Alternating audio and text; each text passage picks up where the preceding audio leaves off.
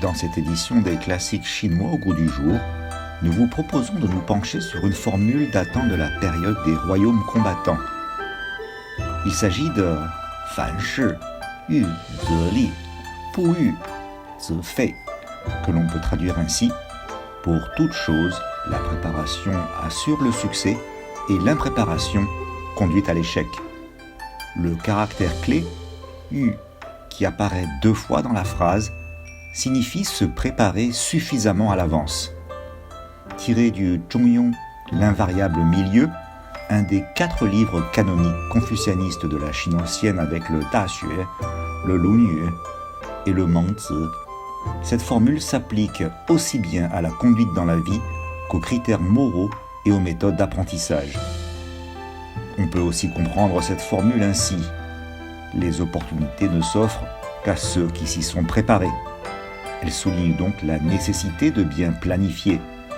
Cette sagesse profonde ne se reflète pas seulement dans le Zhongyong en termes de prise de conscience de l'adversité et le fait de se prémunir avant l'approche du danger, mais on la trouve aussi dans d'autres classiques. Elle est enracinée dans la culture traditionnelle chinoise ainsi que dans la société moderne. Actuellement, l'objectif de développement de la Chine est de répondre aux besoins croissants de la population pour une vie meilleure. Et pour ce faire, un plan de développement approprié et efficace est nécessaire. L'un des instruments importants de gouvernance est ainsi le plan quinquennal de développement économique et social.